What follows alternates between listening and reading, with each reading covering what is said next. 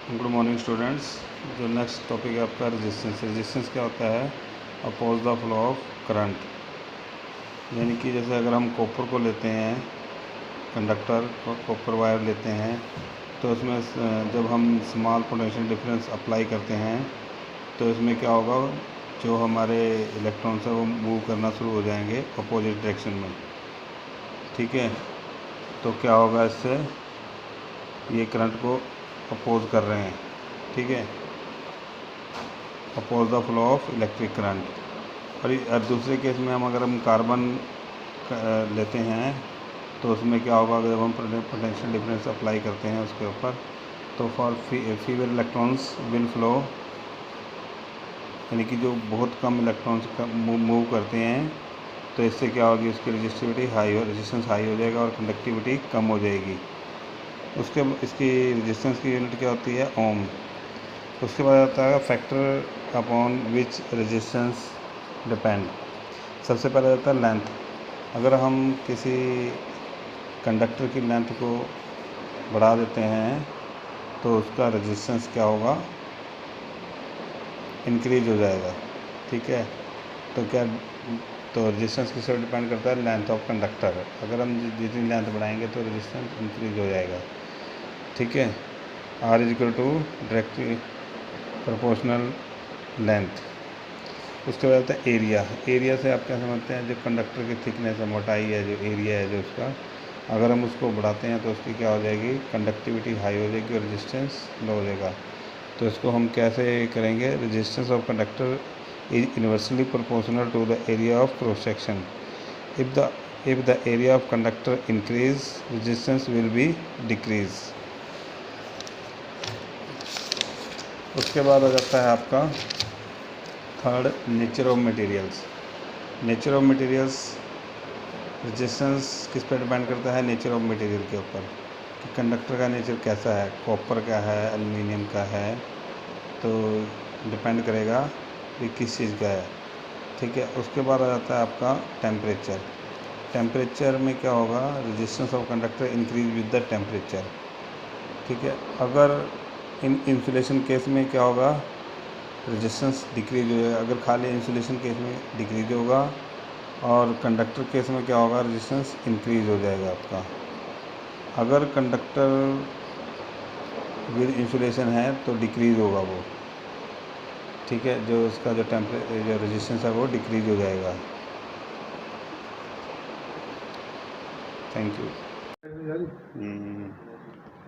Good morning students. ये जो subject है आपका fundamental of electrical engineering, chapter 1 है introduction, topic application and advantage of electrical energy. ठीक है, एनर्जी क्या होती है? एनर्जी होती है capacity for doing work is called energy. ठीक है, इसकी यूनिट क्या होती है? जूल। ठीक है, उसके बाद हम पढ़ते हैं एनर्जी का आपने पहले भी पढ़ा हुआ है, एनर्जी क्या होती है। तो डिफरेंट फॉर्म ऑफ एनर्जी। सबसे पहला जाता है आपका सोलर एनर्जी। सोलर एनर्जी क्या होती है? Solar power is energy from the sun that is converted into the electric energy through solar panel. Its uses generating electricity, providing lights and heating water for domestic, commercial और industrial. क्या होती है solar energy?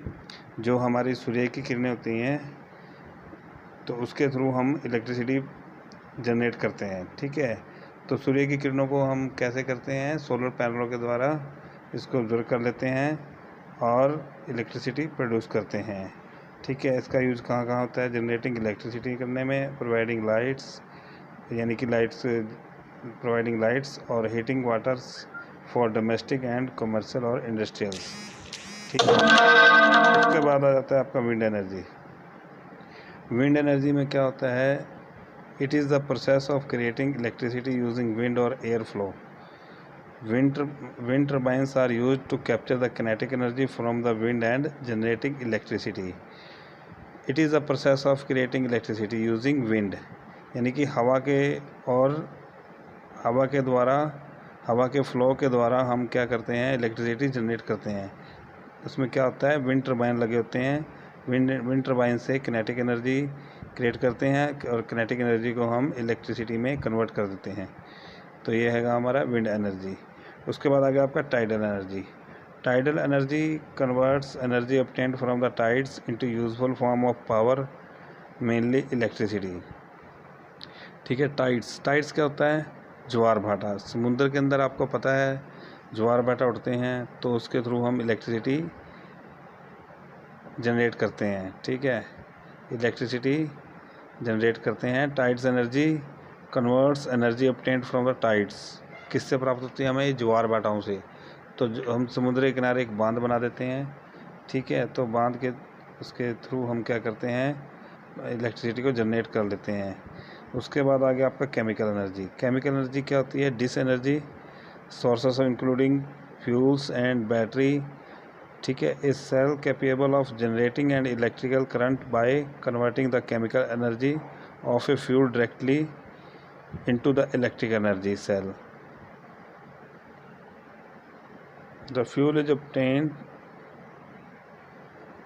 the fuel is oxides are and chemical reaction provides energy that is converted into the electricity. Chemical energy में क्या होता है? Sales. ठीक है, तो सेल्स क्या होते हैं? इंक्लूडिंग सेल किससे? फ्यूल और बैटरीज में होते हैं सेल्स। ठीक है, तो सेल को जनरेट करने के लिए क्या होता है? फ्यूल्स। ठीक है, fuels directly into the electricity energy, convert into electricity energy. ठीक है, ये था हमारा केमिकल एनर्जी। उसके बाद आ जाता है आपका advantage of electrical energy.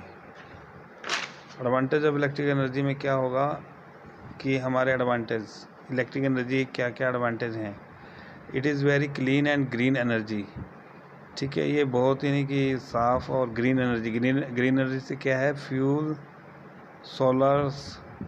Sales और सोलर, जो ग्रीन एनर्जी जो इससे क्या होते हैं? बिल्कुल क्लीन, सफाई वाली होती है बिल्कुल। It can be easily converted into the other form of energy. इसको हम दूसरे फॉर्म इसको आसानी से दूसरे फॉर्म में कन्वर्ट कर सकते हैं, जैसे एसी को डीसी में। ठीक है ना। It is much cheaper than form of energy. यह बहुत ही सस्ता साधन है अदर फॉर्म ऑफ एनर्जी, दूसरी एनर्जी की अपेक्षा में यह अच्छा सस्ता साधन है इलेक्ट्रिसिटी।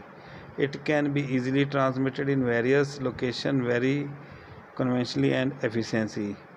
और it can be easily transmitted, इसको ईजिली ट्रांसमिटेड कर सकते हैं इन वेरियस लोकेशन के पर इसको हम ईजिली ट्रांसमिट कर सकते हैं, और वेरी कन्वीनियंटली और एफिशिएंसी। ठीक है, उसके बाद आ गया आपका फिफ्थ पॉइंट है this form of energy can be control and monitoring easily. जो इसको मॉनिटर करना बहुत ही ईजिली होता है। उसके बाद आ गया आपके uses of electrical energy. Electricity used for lighting process in our house. Electricity using for lighting process in our house, industrial, hospital, workshop. कहाँ यूज करते हैं हम इसका? घर के अंदर, इंडस्ट्री के अंदर, हॉस्पिटल के अंदर और वर्कशॉप के अंदर। सेकेंड है electricity use for heating purpose. Heating purpose के लिए करते हैं कहाँ कहाँ? डोमेस्टिक और इंडस्ट्रियल हीटिंग में। It is use for making a big joint. आपको पता है इसका कहाँ यूज करते हैं इलेक्ट्रिसिटी का? Big joints.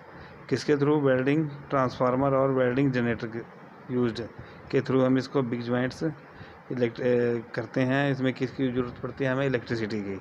Electricity is use for making the electric motors running. Electricity use for running electric Motors.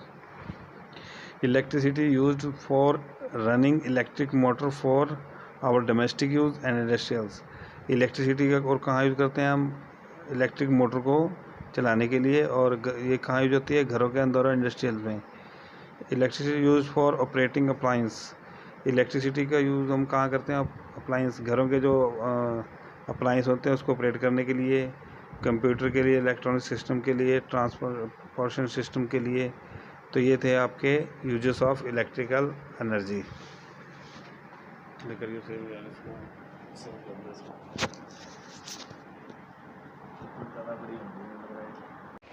Good morning students. Next topic है आपका चार्ज। चार्ज क्या होता है? When the positive electrons and negative electrons move attract each other is called charge. ठीक है, जब हमारे positive electrons और नेगेटिव इलेक्ट्रॉन्स मूव करेंगे, अट्रैक्ट करेंगे ईच अदर, अट्रैक्ट मीन्स आकर्षित करेंगे आपस में, तो क्या होगा, चार्ज उत्पन्न होगा। ठीक है, ये दो तरह का होता है, it's a two type, minority charge और मेजॉरिटी चार्ज। मिनोरिटी चार्ज में क्या होगा, इसमें हमारे लेस इलेक्ट्रॉन्स मूव करेंगे, अट्रैक्ट करेंगे, और मेजॉरिटी चार्ज में क्या होगा, इसमें ज़्यादा इलेक्ट्रॉन्स मूव करेंगे, अट्रैक्ट करेंगे ईच अदर। ठीक है, उसके बाद आ जाता है आपका करंट। करंट क्या होता है, हमारा फ्लो ऑफ इलेक्ट्रॉन्स। मैंने पहले बताया आपको करंट क्या होता है, हमारा फ्लो ऑफ इलेक्ट्रॉन्स, यानी कि हमारे जो इलेक्ट्रॉन्स हैं मूव करते हैं one atom to another with the voltage. ठीक है, उसमें क्यू क्या है हमारा, क्यू है हमारा इज़ द नेट चार्ज। क्या क्यू को क्या बोलते हैं हम, चार्ज। ठीक है, if the rate of flow of charge with the time is constant then the current varies with the time. ठीक है, और if the Q charge that passes through any section of conductor in time, अगर in time के अंदर करते हैं then current is I is equal to Q upon T।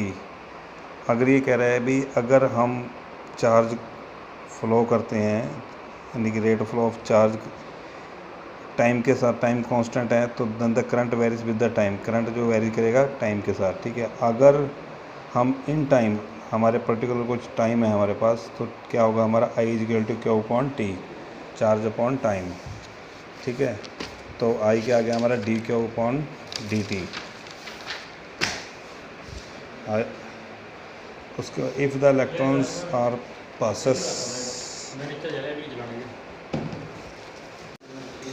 Good morning students, जो आपका टॉपिक छूट गया था तो मैं आगे था इसके, if the electrons are passes in time t second then the total charge passing through the section E is equal to N E. क्या है हमारी, ई क्या है हमारा, चार्ज ऑन इलेक्ट्रॉन्स। ई किसके इक्वल होती है, 1.6 इंटू 10 की पावर -19 कोलम्स।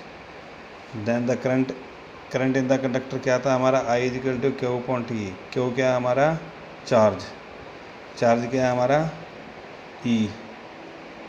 ठीक है, एन ई अपॉन टी। ठीक है, तो ऐसा यूनिट किसकी आती है करंट की, एम्पियर।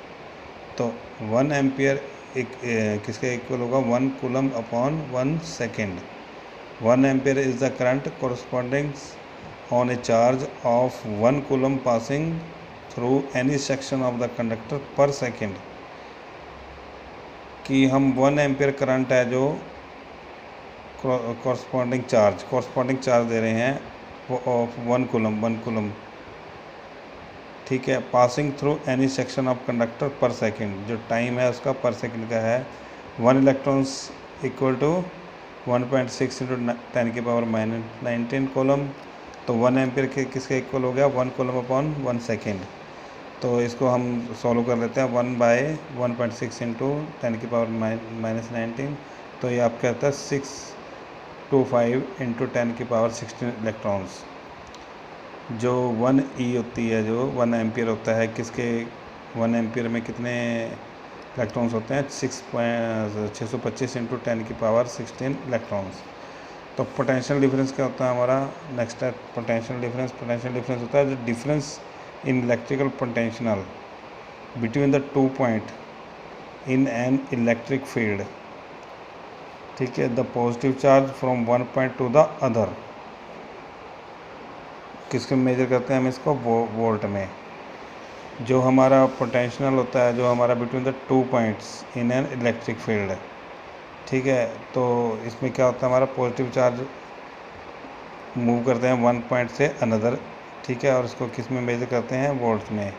यानी कि जो हमारा फोर्स होता है इलेक्ट्रॉन्स को जो फोर्स कर रहा है उसको हम क्या बोलते हैं, पोटेंशियल डिफरेंस। ठीक है, जो हमारा वोल्टेज होता है।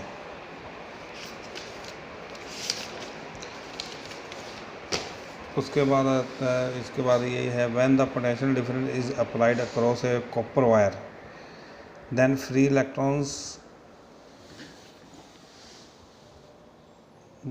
Electrons loosely attract. ठीक है, ये हमारी एक कॉपर वायर है, इसके अंदर फ्री इलेक्ट्रॉन्स हैं। ठीक है, इसके अंदर मैंने पॉजिटिव और नेगेटिव बैटरी अटैच की है। ठीक है। इसके अंदर जो हमारे जो starting moving towards the positive terminal measure of the current ammeters what is ampere. ठीक है, जो हमारा फ्री इलेक्ट्रॉन्स है आपने देखा होगा ये मूव कर रहे हैं इसमें, और करंट का जो ये करंट की जो डायरेक्शन है ऐसे है, तो ये अपोजिट जो हमारे अपोजिट में कर रहे हैं, तो हमारी जो रजिस्टिविटी क्या होगी इसकी कम होगी और कंडक्टिविटी ज़्यादा होगी। ठीक है, उसके बाद आ जाती है आपकी प्रॉपर्टी में पहला है हीटिंग। हीटिंग क्या होता है, जब हम इलेक्ट्रिक करंट किसी भी अप्लायंस हीटिंग अप्लायंस के अंदर से पासिंग करते हैं तो वो हीट हो जाता है। ठीक है, उसको हम क्या बोलते हैं, electric current heating. Electric current heat any body through which it passes. ठीक है, हीटिंग डिवाइस कौन कौन से हमारे स्टोव हो गया, रेडिएटर हो गया, वाटर हीटर हो गया, वेल्डिंग हो गया। ठीक है, उसके बाद आता है मैग्नेटिक। मैग्नेटिक क्या होता है, when the current pass through a conductor produce a magnetic field and electrical machine. जब हम मैग्नेटिक फील्ड कैसे उत्पन्न होती है, जब हम करंट को किसी कंडक्टर के अंदर से पास करते हैं, जैसे कॉपर हो गया, ठीक है, एल्युमिनियम हो गया, तो मैग्नेटिक फील्ड क्या होता है, पास करता है। जो क्या होता है, किसी में से इलेक्ट्रिकल मशीन में यूज करते हैं और इलेक्ट्रिकल मोटर्स में। ठीक है, जनरेटर्स, मोटर्स। उसके बाद आ गया आपका electrochemical properties. In this current passes through a electrolyte. ठीक है, इलेक्ट्रोलाइट में इन दिस करंट को पास किसके थ्रू करते हैं, इलेक्ट्रोलाइट के थ्रू। Current are utilized in chemical industry such as electroplating, electrolyte refining और बैटरीज। ठीक है, जो इसके एग्जांपल कौन कौन से हैं, इलेक्ट्रोप्लेटिंग। जो इलेक्ट्रोप्लेटिंग होती है हमारी इलेक्ट्रोलाइट के अंदर करंट पास करके इलेक्ट्रोप्लेटिंग करते हैं, और रिफाइनिंग और बैटरी बड़े बड़े इंडस्ट्रीज़ में यूज़ करते हैं इसको। Thank you. Good morning students. जो नेक्स्ट टॉपिक है आपका वर्क, पावर और एनर्जी।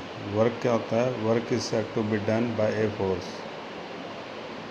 कार्य करने की जो क्षमता होती है उसको हम क्या कहते हैं, वर्क।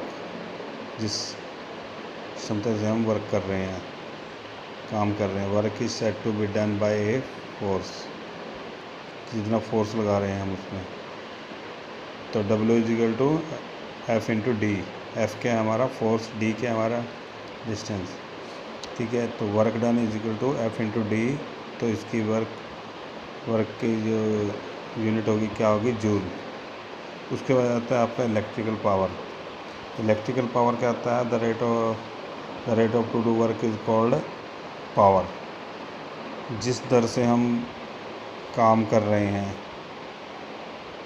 उसको हम पावर बोलते हैं। ठीक है, तो इन इलेक्ट्रिक सर्किट में कैसे कहेंगे इसको हम, the rate at which work is done in electric circuit is called electrical power. ठीक है, कि जिस दर से हमारे जो इलेक्ट्रॉन्स मूव कर रहे हैं तो उसको क्या बोलते हैं हम, power. Electrical power is equal to work done in electrical circuit upon time. तो इलेक्ट्रिकल पावर को हम किस में मेजर करते हैं, वॉट में। P is equal to V into I. तो हम अगर हमें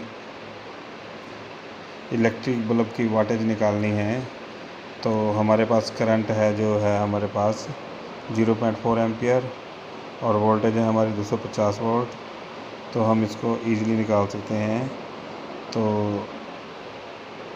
इसमें हमारा पावर का फार्मूला लग जाएगा, P is equal to V into आई।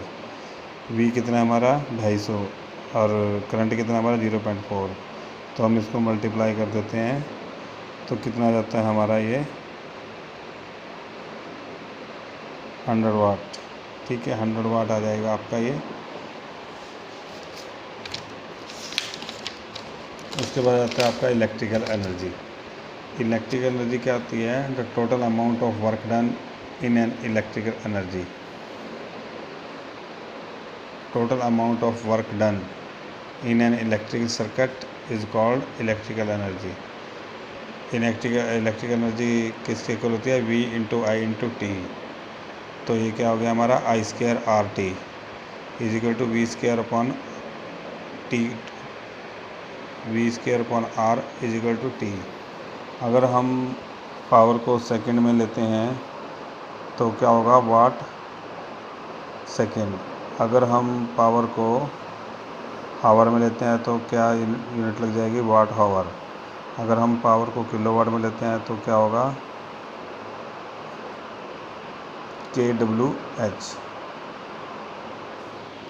ठीक है। इसी तरह हम अगर हमारे पास एक सर्किट है, इसमें रेजिस्टेंस है 100 ओम और जो वोल्टेज है उसकी 250 वोल्ट है, एक कॉइल है, तो रेजिस्टेंस कितना है कॉइल का, 100 ओम, और आर जो वोल्टेज है हमारी वो कितनी है, 250 वोल्ट। तो आई निकालना है, हमने पहले कैलकुलेट द करंट और पावर रेटिंग ऑफ कॉइल, ये हमने फाइंड आउट करने हैं। आई आपको पता है, I is equal to V upon R, तो आई इजिकल टू वी कितनी है हमारी, 250, और जो आर कितना रेजिस्टेंस हमारा कितना है, 100, तो ये आ गया हमारा 2.5 एम्पियर। करंट कितना आ गया, 2.5 एम्पियर। तो हम इसमें हम पावर का फार्मूला लगाएंगे, तो I square R, P is equal to I square are.